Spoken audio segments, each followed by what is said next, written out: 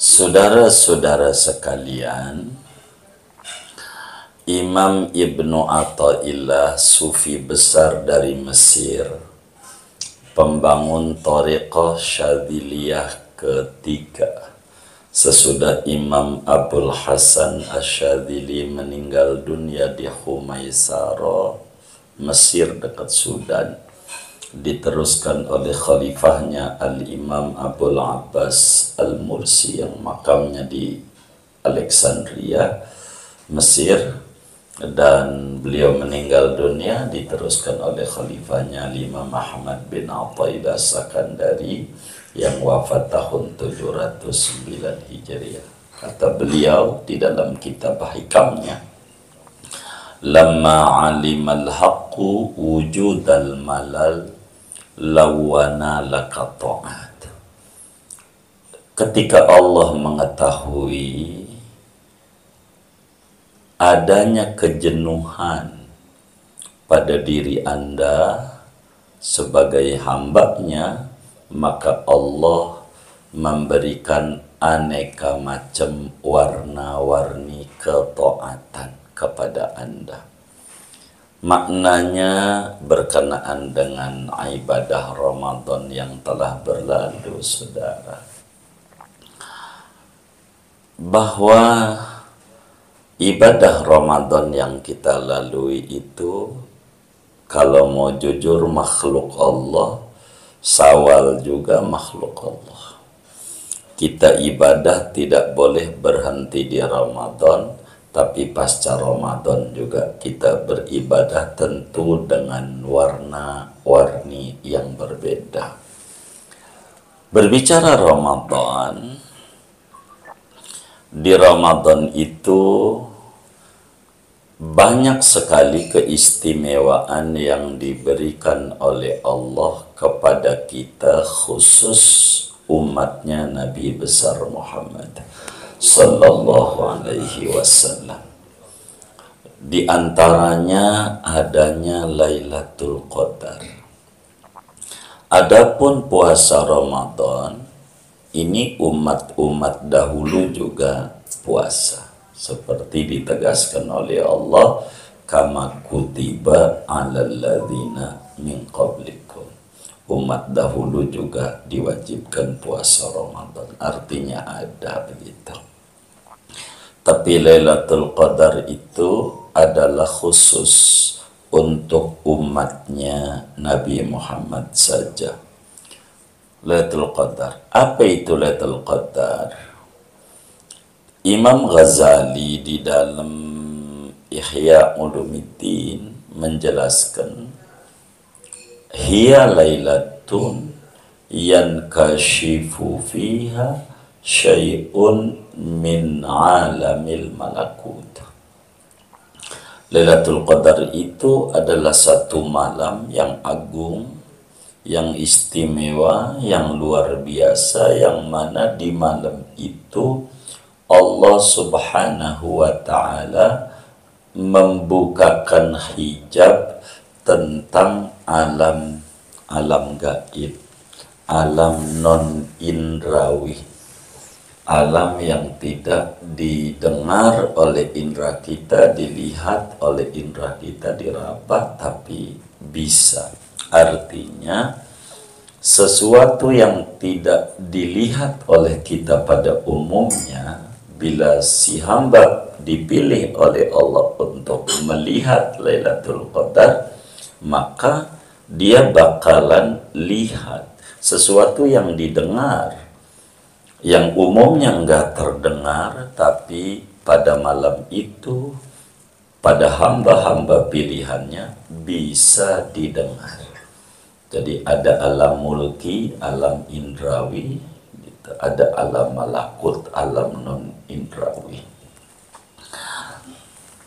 Kata Imam Ahmad bin Hijazi Al-Fasni di dalam kitabnya itu Tuhfatul Ikhwan, beliau bilang, wahadzal kasfu mutafawitun bainan nas.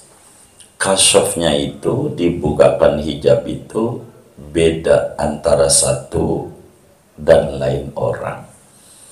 Di malam itu ada yang diperlihatkan tentang sujudnya malaikat, sujudnya pohon-pohonan, dilihat dengan mata kepalanya. Bagaimana mereka bersujud kepada Allah. Ada yang bisa lihat langit meski di dalam rumah, kayak nggak ada atapnya. Itu namanya di luar nalar, itu namanya disebut Lailatul Qadar. Begitu juga ada yang didengar tasbih daripada pohon-pohonan, mangga baca subhanallah bihamdi subhanallahil azim. Apalagi datu sawo, ya duren, apa aja itu pada bertasbih. Termasuk ikan di laut itu bertasbih. Itu sebagian orang yang dipilih oleh Allah, kedengaran tasbih itu begitu. Bahkan berbicara tasbih daripada nabatat ini, Nabi menyampaikan hadis masih dasaidun wa maquti asyajaratun illa biqillati tasbih. Tidaklah ikan ditangkap oleh nelayan atau oleh yang mancing, tidaklah pohon ditebang oleh orang, melainkan karena kurangnya dia bertasbih kepada Allah. Selagi banyak bertasbih, enggak bakalan ketangkap atau enggak bakalan kepotong, ditebang itu pohonan sama orang. Nah, hal yang sangat menarik dari pohon-pohonan itu adalah syajaratun narajil, atau bahasa Betawinya pohon kelapa. Jadi pohon kelapa itu tidak bertasbih, tidak seperti pohon duren gitu, tidak seperti pohon sawo, mangga, segalanya. Tapi dia yang dibaca nih pohon kelapa nih, kalau dibukakan hijab oleh Allah, yang dia baca adalah sallallahu ala Muhammad. Yang dia baca adalah salawat yang dibaca, sehingga kita bisa renungi dan kita bisa perhatikan keluar biasaan daripada pohon kelapa. Berkat dia gemarnya bersolawat kepada Habibuna Muhammad sallallahu alaihi wasallam, yang dia baca sallallahu ala Muhammad sallallahu ala sallallahu alaihi Muhammad. Yang dia baca itu, keajaiban pohon kelapa itu di gunung hidup, di gunung, di laut, lihat aja di Pulau Seribu, hidup dan menarik. Sekelilingnya asin, tapi airnya itu manis, manis sekali, lebih manis daripada kelapa yang di gunung. Dari mana manisnya itu? Dari solawat yang dia baca. Masuk airnya aja bingung sampai detik ini. Begitu. Apa air dulu, apa batok dulu? Kalau batok dulu rapat kayak begitu, cing, airnya masuknya gimana? Begitu rapat begitu. Kalau air dulu kagak ada tempatnya, ambak-ambakan, gimana masuknya? Udah, kita nggak usah pikirin gimana masuknya. Itulah solawat. Manis luar biasa. Begitu buah. Dan di samping itu bukan manis doang. Kalau mau terus direnungi, kelapa itu apanya aja manfaat. Baloknya manfaat buat rumah, lidinya manfaat bisa buat sapu, daunnya manfaat buat ketupat, santannya manfaat, batoknya manfaat buat bikin sate itu, nyate gitu, buat nyetrika, sabuknya manfaat, semuanya manfaat. Tidak ada dari kelapa yang tidak bermanfaat. Bahkan di tanah Betawi tempo dulu itu kalau orang bangun rumah, di atasnya tuh iya dikasih kelapa sebagai sebagai isyarat doa tawasul dengan makhluk Allah, begitu, yang namanya kelapa, berharap supaya penghuni rumahnya kayak kelapa, kepala rumah tangganya manfaat, ibu rumah tangganya manfaat, anak-anak manfaat, begitu maksudnya. Dikasih kelapa tuh bukan pajangan doang, tapi memiliki falsafah yang tinggi.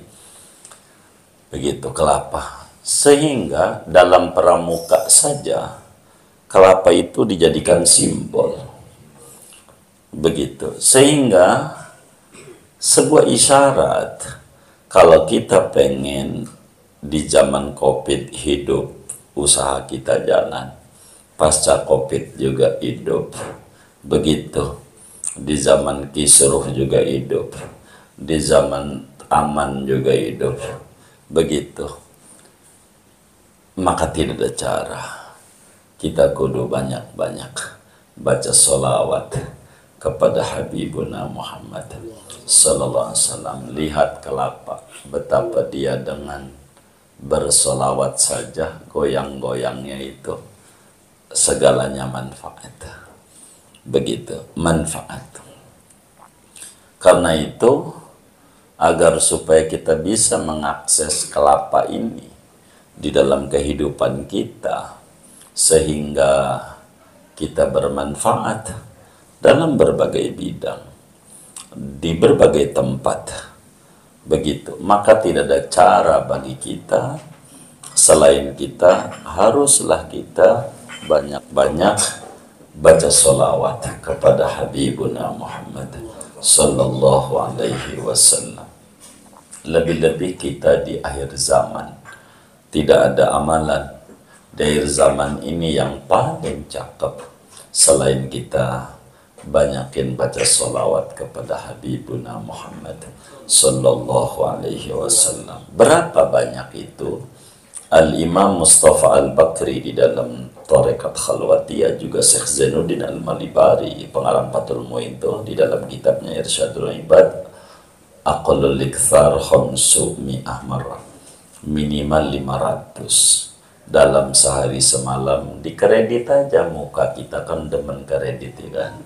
Jadi dhuhur 100, asar 100, maghrib 100, maghrib isya 100, subuh 100, totalnya 500. Bahkan ada hadis Al-Imam Ad-Damiri itu meriwayatkan, man shalla alayya kulla yaum khamsami'ati marrah lam yaftaqir abadan. Siapa orang bersolawat kepadaku, itu kata Nabi, dalam satu hari 500 totalnya tuh.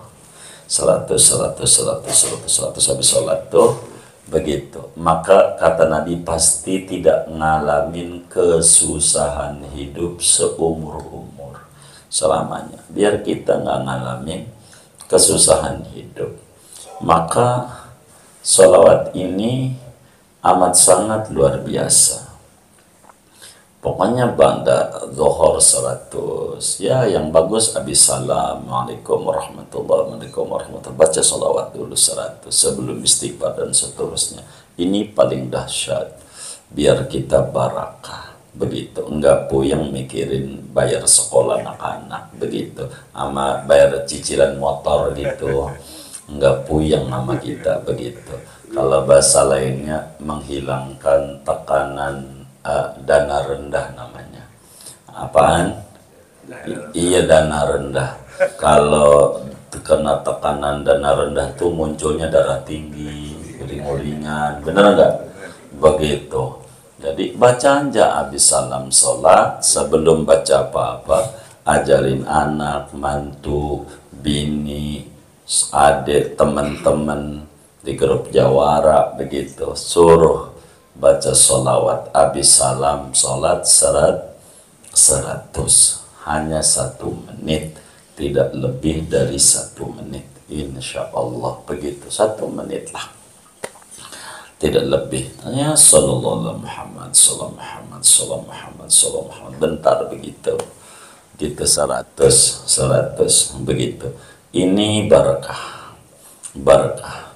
Kita baca sama-sama, tes dulu bareng-bareng. Paling kalau kenceng semenit 20 detik lah, insya Allah nggak lebih. Kita sama-sama baca.